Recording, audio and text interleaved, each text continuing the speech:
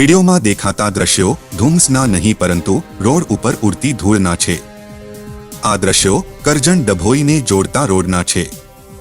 કરજણ તાલુકાથી ડભોઈ તાલુકાને જોડતા રોડ ઉપર હાલમાં નવીન રોડની કામગીરી ચાલી રહી છે, જે કામગીરીનું ખાતમુહૂર્ત 4 ઓક્ટોબરના રોજ કરવામાં આવ્યું હતું। મંથર ગતિએ ચાલતા કામનો વાહન ચાલકો ભોગ બની રહ્યા છે।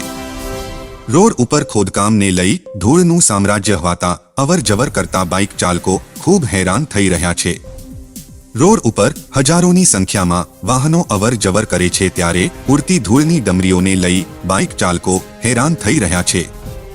બાઇક તો ઠીક, પણ ફોર વ્હીલ ચાલકોને પણ ધૂળની ડમરીઓને લઈ વાહન ચલાવવું રાતના સમયે મુશ્કેલ થઈ રહ્યું છે। કેટલીક જગ્યાઓ ઉપર તો હેવી વેહિકલ ફસાઈ જાય છે। ઇજારદાર દ્વારા રોડ ઉપર પાણીના છંટકાવના અભાવના કારણે લોકો ધૂળની ડમરીના સામ્રાજ્યનો ભોગ બની રહ્યા છે। વહેલી તકે રોડની કામગીરી પૂરી કરવામાં આવે અને રોડ ઉપર સર્જાતી ધૂળની ડમરીઓમાંથી લોકોને છુટકારો મળે તેવી લોકો માંગ કરી રહ્યા છે। કરજણથી કાયાવરોવન રોડ છે। ઓક્ટોબર માસની અંદર આ 3 થી 4 મહિના પહેલાં ખાતમુહૂર્ત કરવામાં આવ્યું હતું આ રોડનું ધારાસભ્યશ્રી દ્વારા, પણ ખૂબ જ ધીમી ગતિએ કામ ચાલી રહ્યું છે આ રોડનું, અને રોડ પર પાણી છંટાવ ટાઈમે નથી થવાના કારણે ખૂબ જ ધૂળની ડમરીઓ જોવા મળે છે। રાહદારીઓ તેમજ બાઇક સવાર હોય, ફોર વ્હીલરવાળા હોય, એમને ખૂબ જ આ ધૂળનો સામનો કરવો પડે છે। આજુબાજુના ખેતરની અંદર પણ ધૂળના ઠપ્પા પાક પર વાગી ગયા હોય એવું લાગી રહ્યું છે।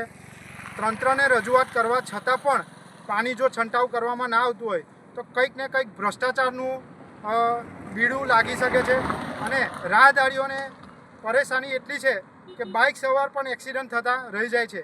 રાત્રે પણ એટલી ગંભીર હાલત છે કે ટ્રાફિકની સમસ્યા, એક બાજુ કામ હોવાને કારણે ટ્રાફિકની ખૂબ જ મોટી સમસ્યા ઊભી થાય છે, અને વાહન ચાલકોમાં પણ રોડની નીચે ઉતારીને નીકળવાનો રસ્તો વારો આવે છે।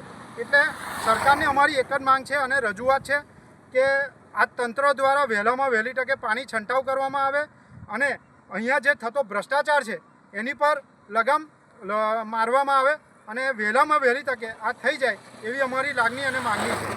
કરજણથી ઈશ્વરસિંહ પઢિયારની રિપોર્ટ।